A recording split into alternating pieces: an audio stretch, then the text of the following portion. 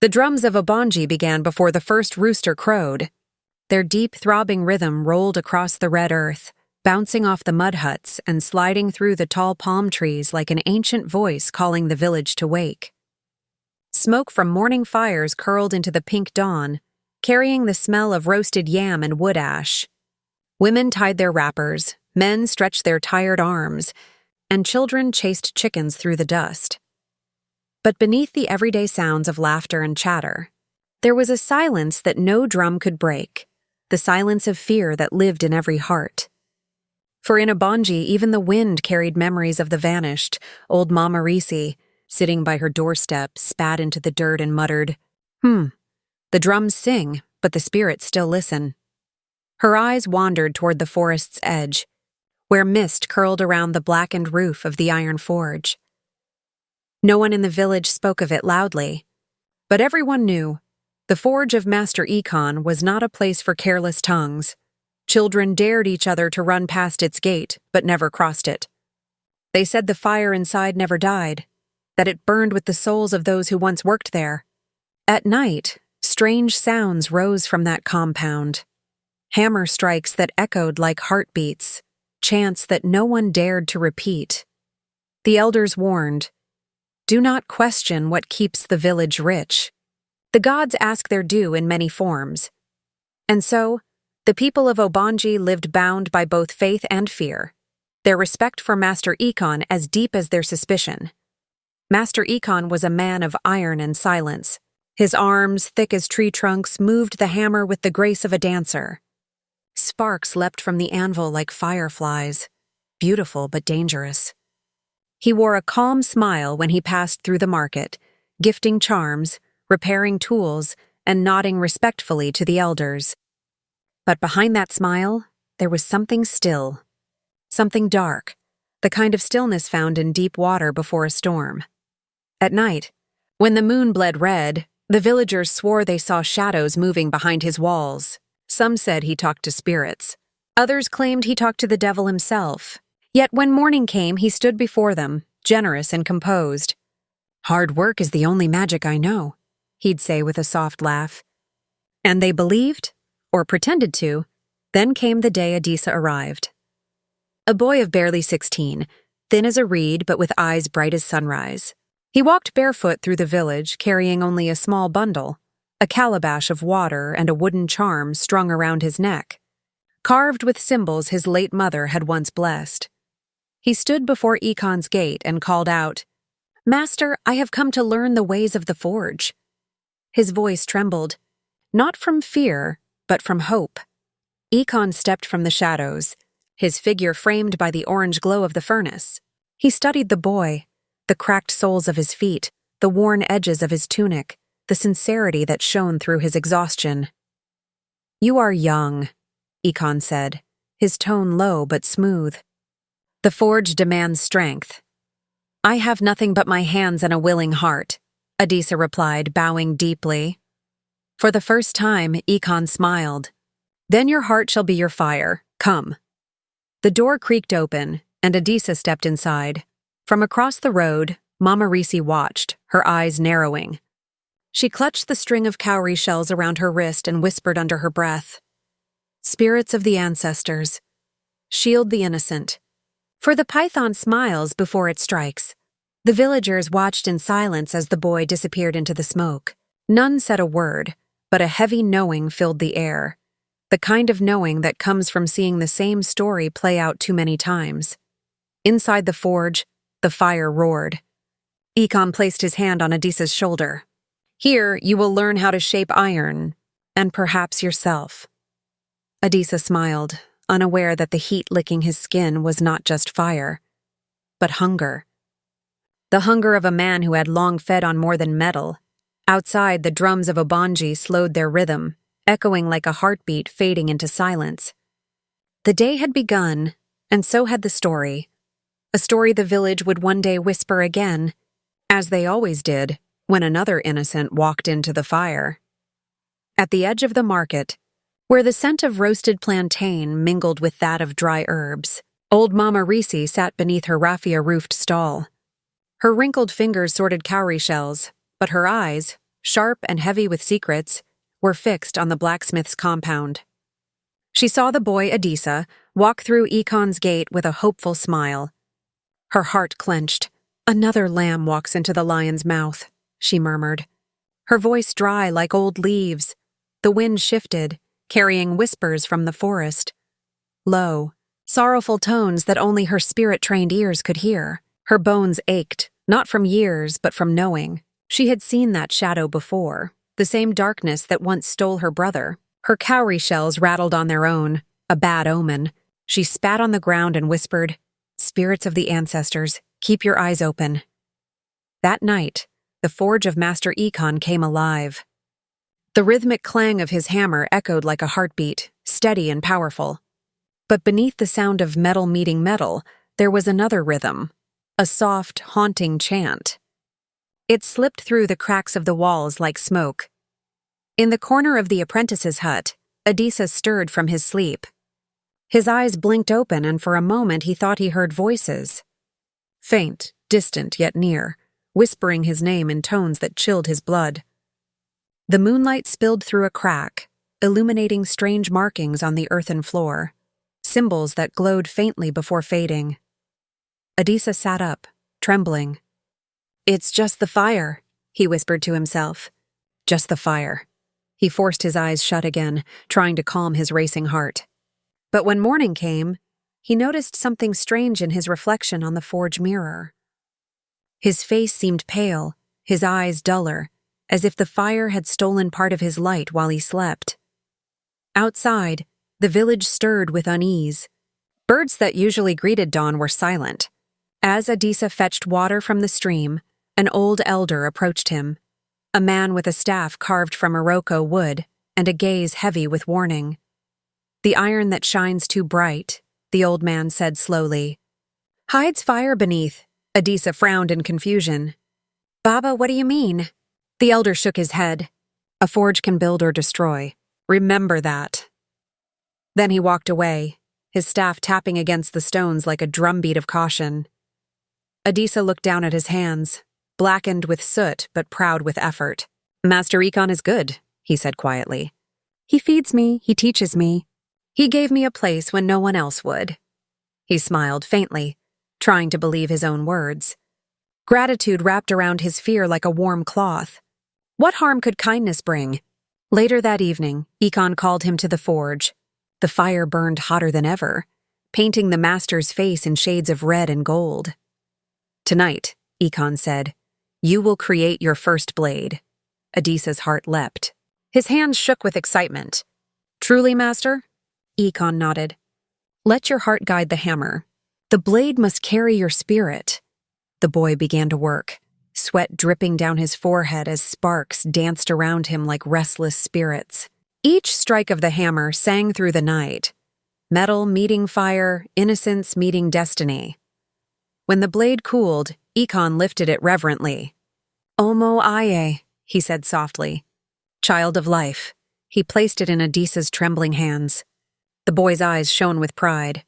"It's beautiful," he whispered. Ekon smiled, but there was darkness in his gaze.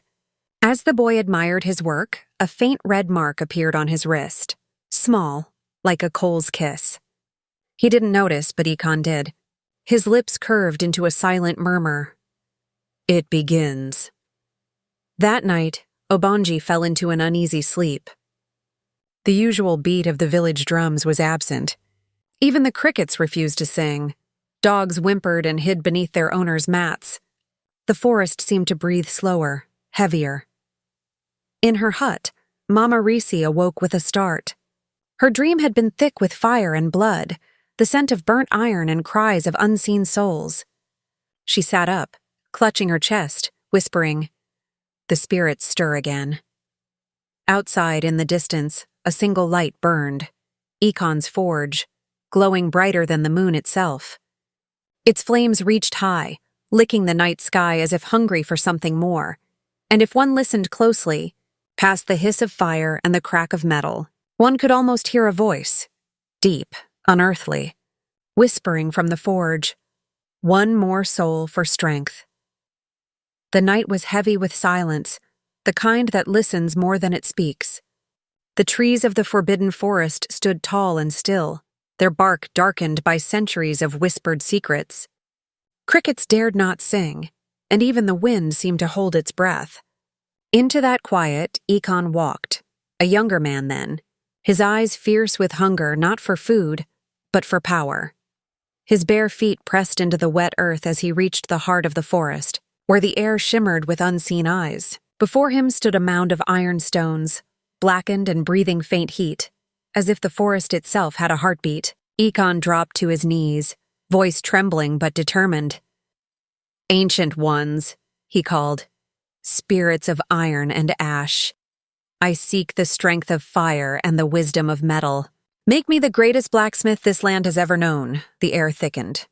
The shadows shifted. Then a voice rose, deep and layered as though many tongues spoke as one.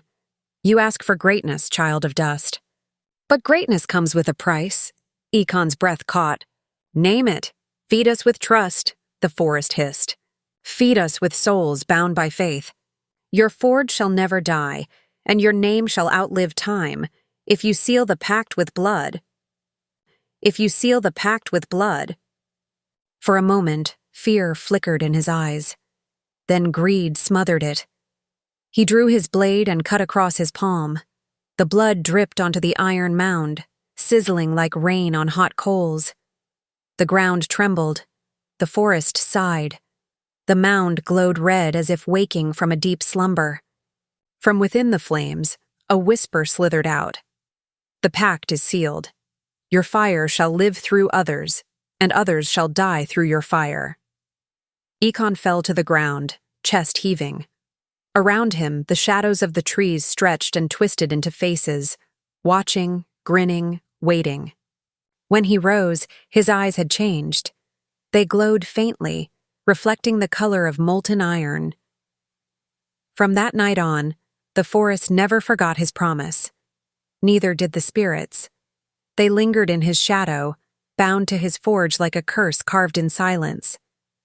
And as the moon rose high above the treetops, its pale light fell upon the young blacksmith's blood-stained hands. The forest whispered softly, "A warning too old to be ignored.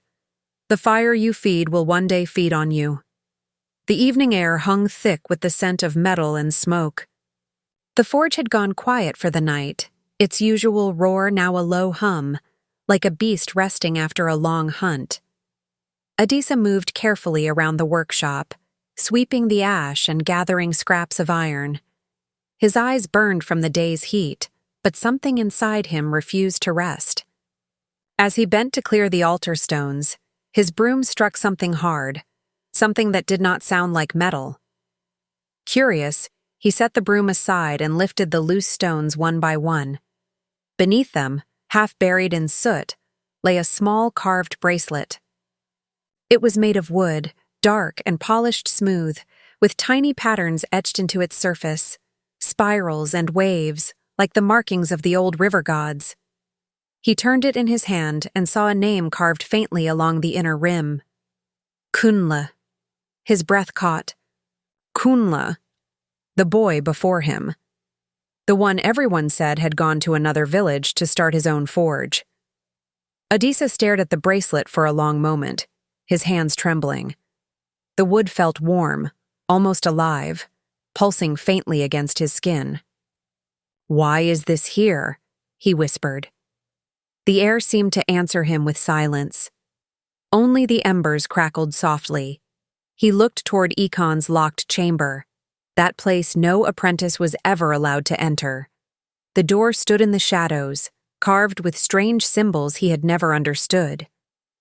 For a moment, he thought he heard something, a sigh, deep and sorrowful, coming from within. Adisa clutched the bracelet tighter. A chill swept through him, though the forge was still warm. The faint glow from the coals cast long shadows that danced on the walls, and for an instant, it seemed one of them moved differently, slower, heavier, as though something unseen watched him. He whispered to himself, "It's only my mind," but even he didn't believe it. He looked again at the bracelet, its carvings now faintly glowing in the dim light. and felt a strange weight in his heart. Not just fear, but grief, as if the wood itself remembered pain, as if it mourned.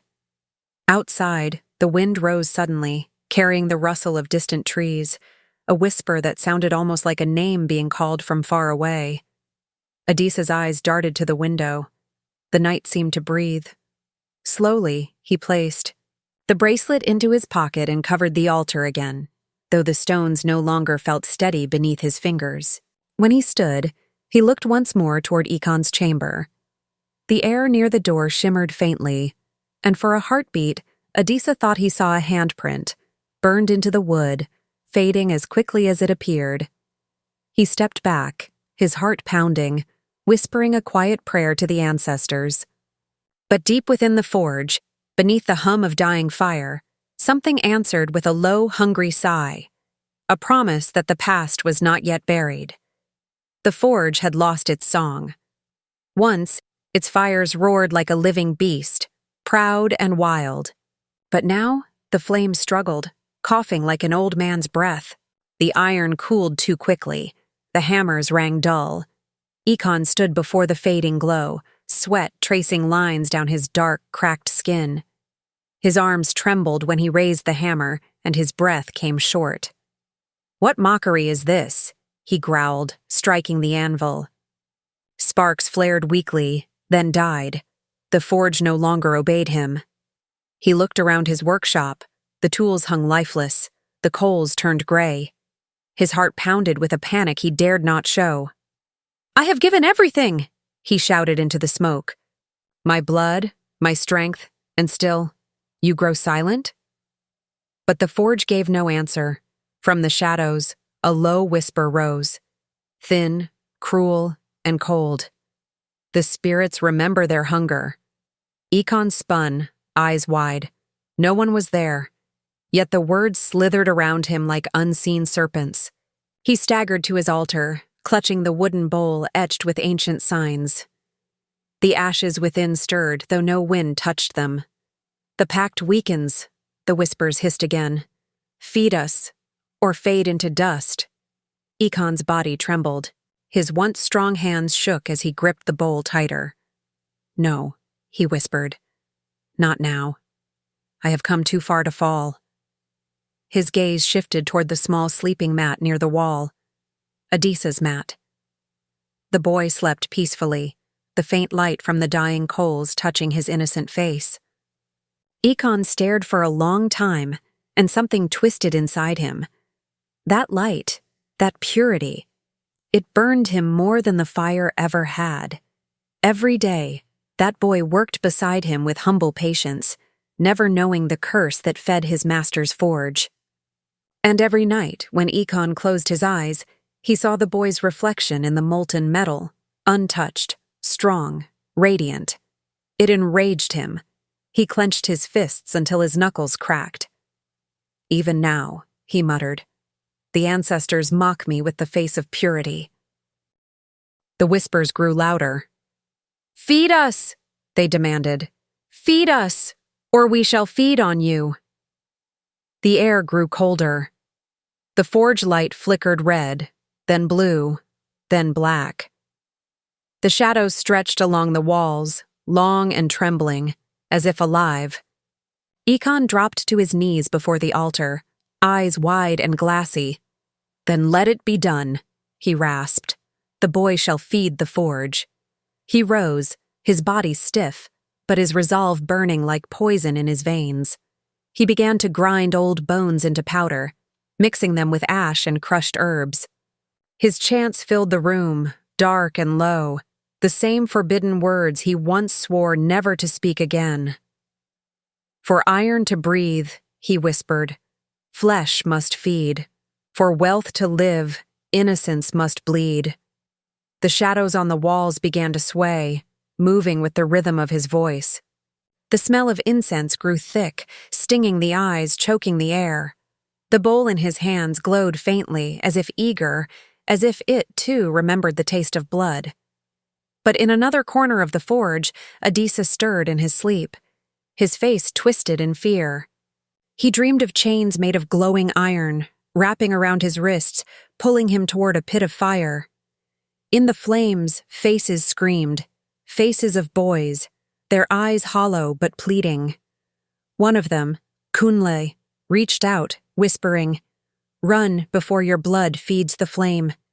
Adisa gasped and woke, drenched in sweat. His eyes darted to the charm Mama Risi had given him, the one made from kola nut and white clay. It pulsed with a faint light, warm and steady like a heartbeat. He picked it up, whispering, "What? Are you trying to tell me?" Outside, the night wind rose suddenly, slamming against the shutters. The forest whispered like a crowd of spirits in mourning. The forge hissed, and deep inside, Ekon sharpened his ritual blade, humming a tune that no man should know, a song of hunger and sacrifice. "Tomorrow," he murmured, smiling to the fire, "the forge eats again." Outside, the village slept uneasily. The dogs whimpered in their sleep. The moon hid behind clouds, refusing to watch. Even the ancestors turned their faces away. The moon rose low over Obonji, blood-red and heavy, casting a strange glow over the village. Palm fronds shivered in the wind, whispering warnings to the few who were awake. Dogs huddled in their huts, whimpering, and the distant drums had gone silent, leaving only the hiss of the night breeze. Far beyond the rows of mud and thatch huts, the forge burned brighter than the stars themselves. Smoke coiled into the sky like a great serpent, dark and endless. From its heart, fire leapt hungrily, illuminating the surrounding trees and revealing shadows that moved too quickly to belong to any man. The ancestors were awake. The night of reckoning had come. Thunder rolled across the forest, shaking the iron roofs of the village. The flames of the forge seemed to rise higher, feeding on more than wood and charcoal. Inside, Ekon stood bare-chested, ash and streaks of goat's blood marking his skin in sacred symbols. He closed his eyes and whispered words older than memory, words that once brought blessings and now demanded blood. "One final offering," he murmured, voice low and resonant, "the purest yet, so that the forge may never die."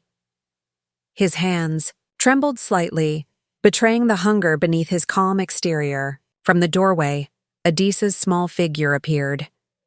"Master?" he asked, his voice barely louder than the wind. Ekon's eyes opened, calm and commanding. "It is time, Adisa.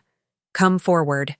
Tonight, you will receive the sacred blessing, a ceremony to mark your growth as my apprentice." Adisa bowed, heart pounding. "Yes, Master Ekon," he said, stepping into the glow.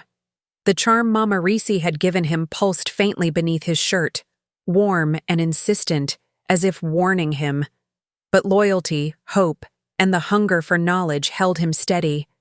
He did not see the hunger in Ekon's eyes. He did not see the shadow behind the smile. Ekon moved with purpose, placing candles in a perfect circle around the forge. Each flickered with a strange bluish light, unearthly in the fire's glow. He ground herbs with deliberate hands, the scent thickening the air, and poured the blood of a black goat into a clay bowl. The crimson liquid hissed as it touched the firelight. Adisa felt dizzy. The room seemed alive, the shadows stretching toward him as if urging him to flee. Yet he stayed, trusting the man who had welcomed him, fed him, and taught him. Every spark that leapt from the forge seemed to whisper in voices only his heart could hear. "Do not trust the hand that feeds you." He swallowed hard, trying to push the warning away, and bowed deeper, unaware that he was kneeling before a predator. The ancestors watched from the night sky, silent yet judging, as the circle of fire and deception closed around the boy. Ekon raised his staff, his eyes hollow, empty, like the blackest night. His voice rolled through the forge, deep and unyielding, echoing as though the walls themselves trembled. "For iron to breathe, flesh must feed," he intoned, each word slicing the air with ancient weight. Above him, shadows swirled and danced like smoke caught in a storm. The spirits hungered, eager for what he promised them. Ekon stepped toward Adisa, sprinkling blood across the boy's shoulders, murmuring words older than memory. The heat of the forge pressed against their skin, the scent of iron and ash thickening the air. Adisa's hands clutched the charm around his neck, warmth bursting through his fingers. The clay shell cracked, smoke curling from its edges as if it had been alive all along.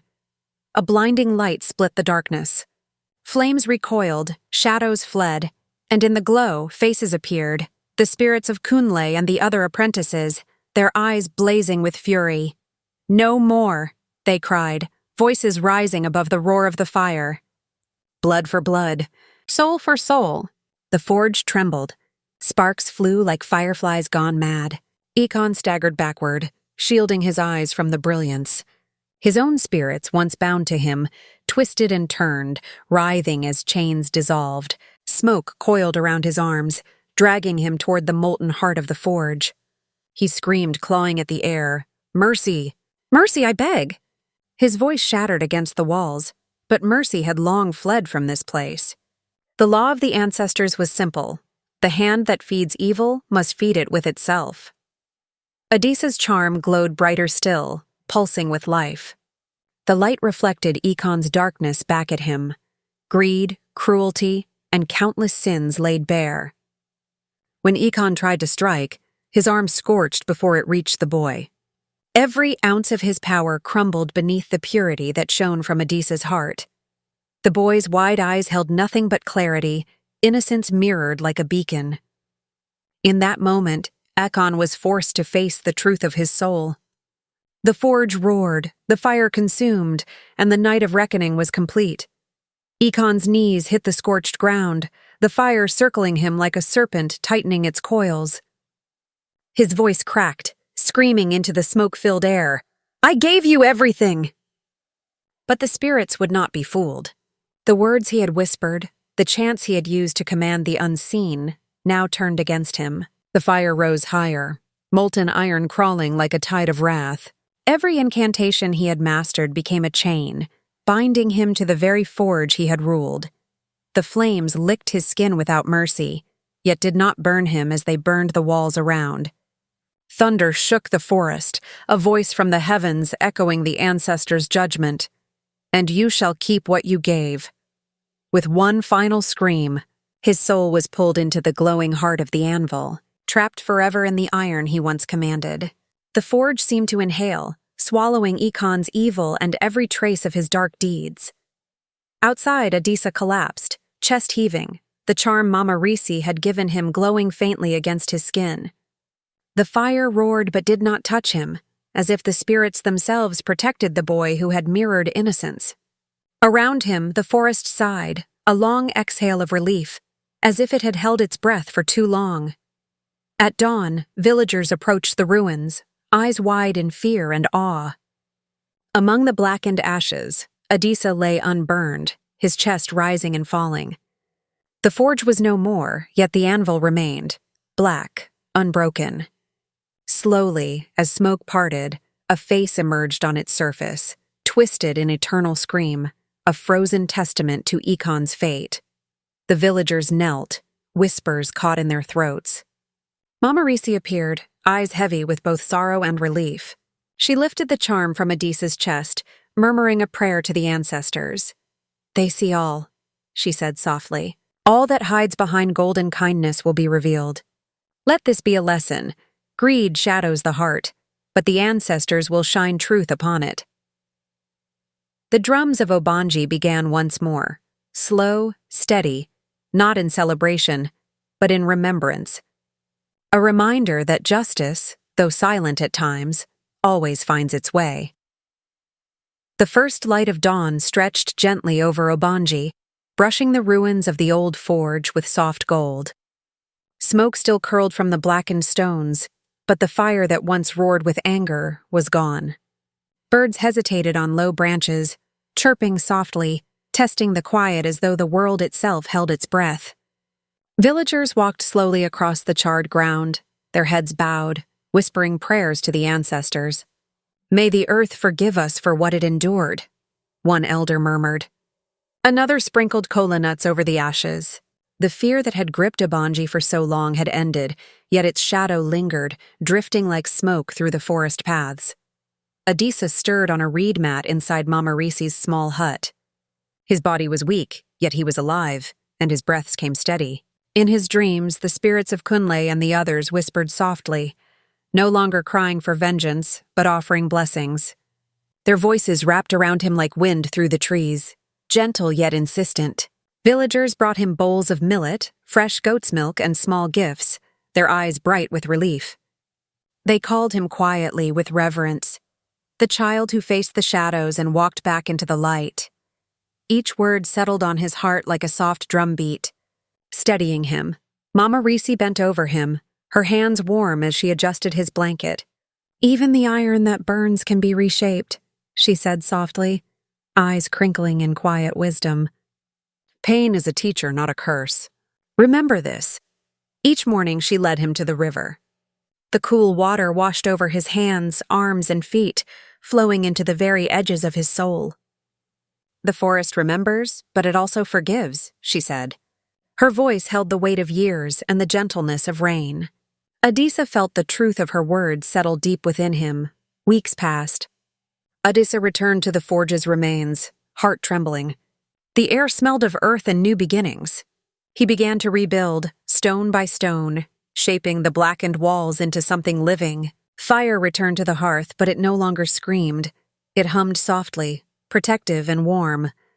With each hammer strike, he molded tools for life, plows for the fields, pots for the kitchens, and charms for blessing children. Villagers came to watch, then to learn, and slowly the forge became a place of teaching. Adisa smiled, holding a small anvil in his hands, and told the boys who gathered around, "Respect the flame, for it remembers every hand that feeds it." The lessons of fear, of greed, and of shadow had been remembered. But now, they fed hope. The elders gathered beneath the ancient Iroko tree, its massive roots curling like the stories of old. Faces weathered by years of wisdom looked down at the charred remains of the forge, and one by one they spoke of truth, of pride, of the hunger that devours even the strongest hearts. "This place," the chief elder said, voice heavy with memory, "shall carry a name to remind us all." A hush fell over the villagers as they spoke together. Ekon's fire. The name hung in the air like smoke, a warning that power unbridled can consume its master. Travelers passing through Obonji bowed their heads, and even the wind seemed to carry the lesson. Even the strongest iron bends before truth. Days later, Adisa worked quietly at his new forge when Mama Risi appeared, her presence gentle but firm. She placed a wrinkled hand on his shoulder. "The forest remembers both the seed and the hand that planted it," she said, eyes glimmering with wisdom. Adisa nodded, finally understanding that every action, every kindness or cruelty, leaves a mark in the unseen world.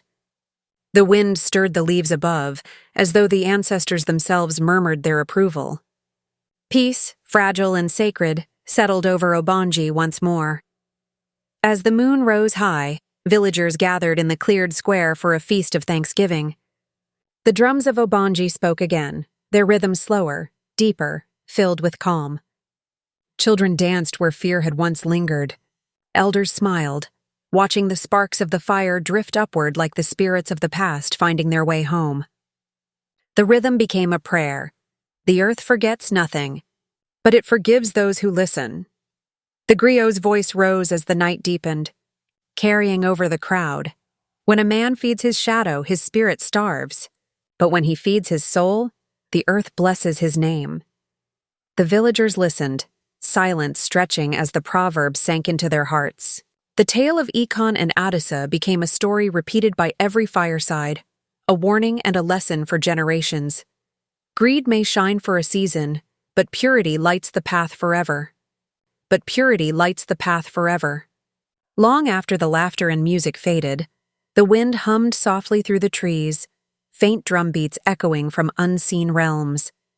The ancestors, satisfied, returned to their eternal watch. Far in the distance, Adisa's forge glowed gently, a heartbeat of goodness rising from the ashes of sin. The night closed not in darkness but in peace, the cycle of balance restored, broken by greed, healed by innocence, remembered by the land itself.